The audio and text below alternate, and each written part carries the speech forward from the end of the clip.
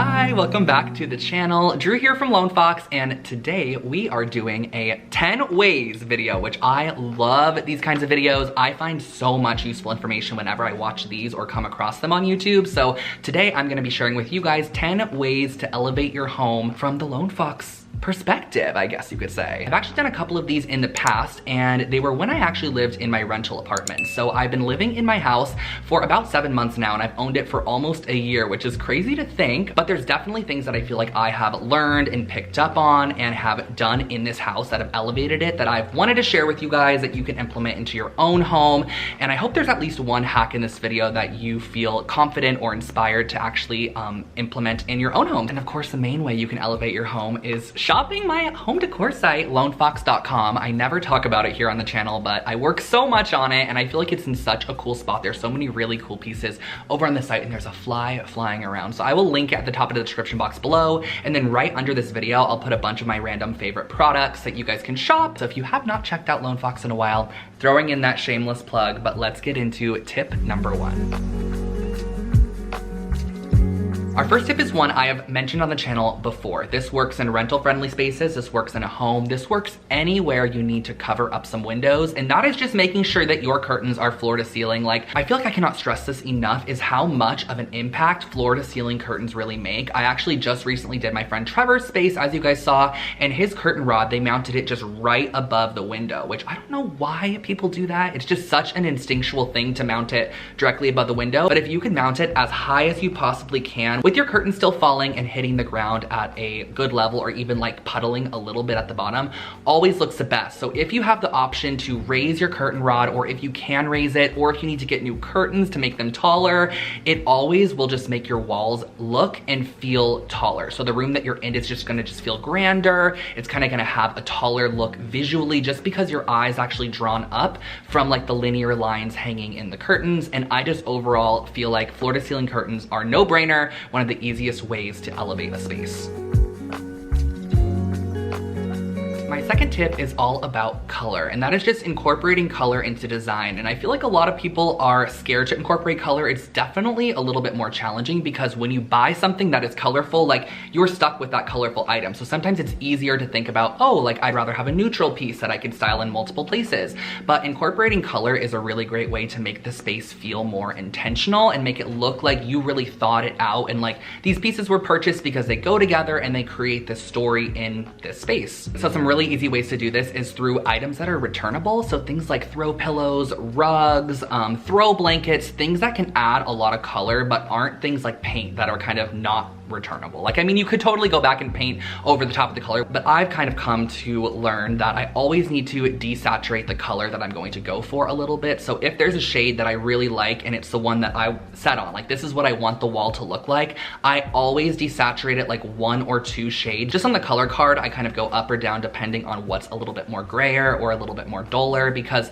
on a large space, it's gonna look much more intense. So always remember, colors are gonna look much more intense on a full wall than on a little swatch. So you might want to test out a couple options that are more bright and more dull.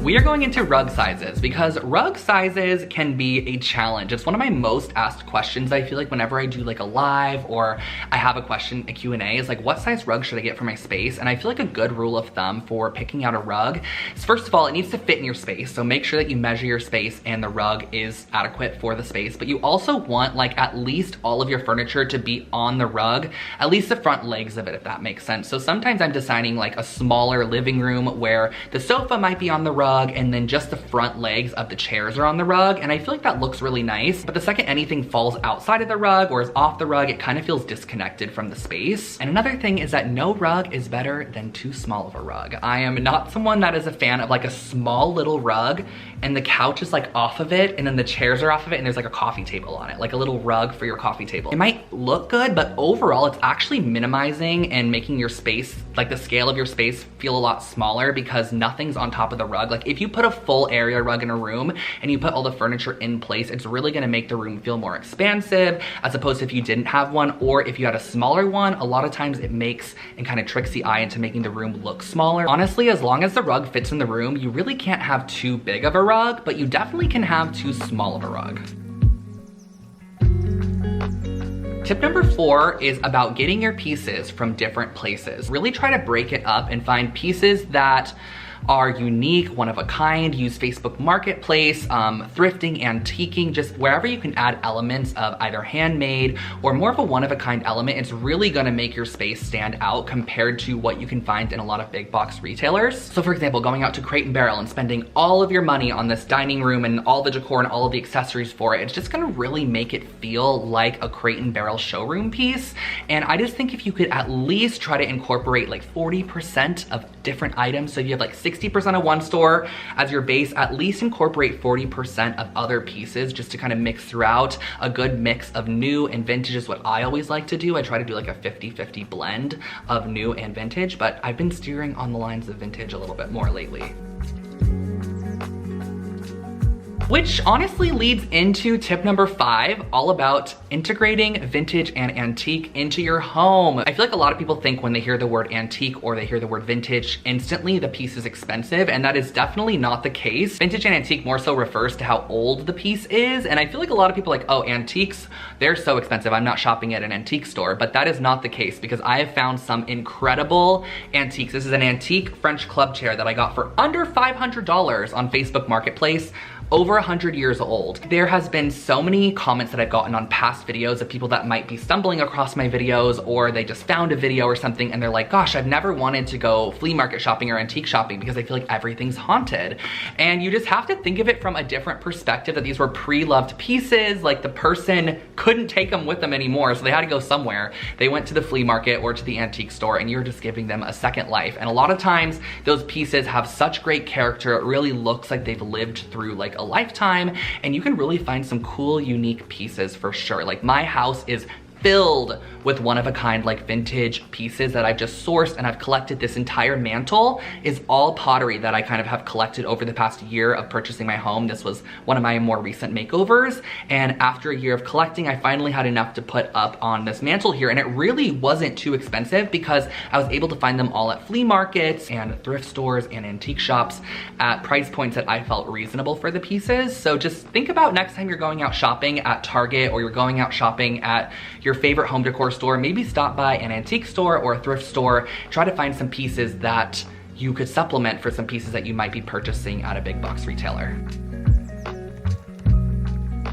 Swapping out your light fixtures, whether they are rental grade, they are old, they are just not the aesthetic. Like a light fixture really is sometimes the focal in a room. Like when you walk in, a lot of times a light fixture is almost at eye level. So it's one of the first things that you see when you walk in a room, and you can have a lot of fun with light fixtures as well. I've gotten a bunch of light fixtures on Facebook Marketplace. I've shopped at antique stores and vintage stores that have really unique light fixtures, and you can also have almost anything wired into a light fixture. So if you saw like a cool form, or you saw this really great bowl, or you saw like, I don't know, something, an iron swirly situation, you're like, I wanna hang that above my coffee table. You can always have somebody actually like add lights to it and figure out how to wire it up. Always consider, even if you're in a rental apartment, you could take off those light fixtures and store them in a place that's safe and add your own light fixtures, whether it be some vintage ones or maybe some that you found on Facebook Marketplace or online, and then you can put them back when you leave. But it's a great way to enhance and just make the overall feel of your space a little more elevated, because lighting really is a huge component to a elevated space. A little unrelated, but also related, is the use of table lamps and floor lamps. So there was this whole kind of trend going on, not turning on the big light is what everyone was calling it, is the overhead light, and utilizing just like sconces and table lamps and floor lamps for more of that ambient glow. And I love that, but I also do love a ceiling light. So consider different lighting sources. You can have sconces, you can have a table lamp, you can have a floor lamp, you can even have sconces that don't work because it's your home. Like if you don't need them to function, but you want it to look pretty, just put them on the wall. No one's gonna know they don't turn on. Tip number 7 is on the newer side for myself with this house, and that is finding an area that you can implement built-ins, because built-ins always look completely custom and fully built into your space. So it kind of looks like the contractor or the architect took like a design feature in your home and created this like built-in section, which is exactly what I did in the upstairs living room. But a great way you can do this is actually just using pre-done bookcases. So for mine, I just use the IKEA Billy bookcases, but there are a lot of different bookcases that you can order online where you can connect them together together, find the ones that fit your space, and then just retrim the front of them. So apply like trim boards on the front of all of your bookcases, and it's gonna give it so much more of that custom built-in look, and then you're gonna paint it the same color as the wall. And I just love the way a built-in can transition a space. Even if you have the smallest little area, a little tiny nook, you can add shelves across that. You can do it in an arch shape if you want to kind of give more of that Spanish feel. I have like a really pretty arched built-in over here. My friend Erica, I love what she did because she had this tiny little wall jut out, almost like it was part of a cased opening, but it was just in the middle of her living room. So she actually extended it a little bit and then was able to use that as the side of her built-ins and put them all across a living room wall, which I thought was really clever. So you can kind of look around your space as well and think of different ways and maybe look at some of the corners and some of the little pop-outs in the walls and think about how you can maybe incorporate a built-in shelving. There could be like a little cutout that you might have never even thought to just add some shelves across, and you have a focal feature in your space. Art is another humongous focal of a room. It's again something that you see at eye level when you walk in. You see a light fixture and you see wall decor usually when you're walking into a space. And artwork also can really kind of create a mood. It can set a tone in the room, and it can also give you kind of like the direction of the space as well. But I really do love incorporating real artwork in terms of old oil paintings. I'm always hunting for them at the flea market or on Etsy. You could find some every now and then, or on eBay. So never look past artwork because it is a great way to fill in blank space. It is a great way to add color to a space. If you're one that doesn't do color very well, you can do it with artwork. And it's also a great way to change up your space often. If you're someone that gets kind of bored of your living room, swap out your prints every now and then. You have a new color palette in your space.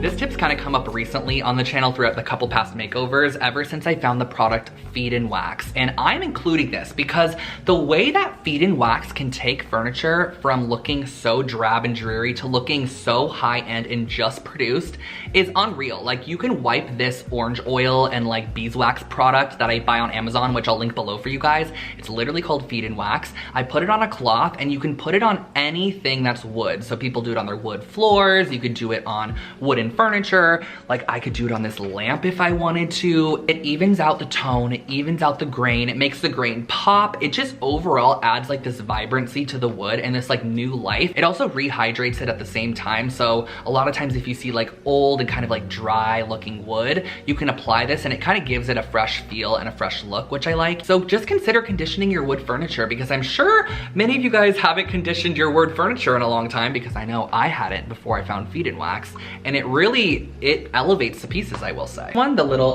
fireplace cover here, it had a big scratch across the front of it, and I thought I was gonna have to like restain the whole thing, but the Feed and Wax literally buffed the scratch right out. It looks like it was never there.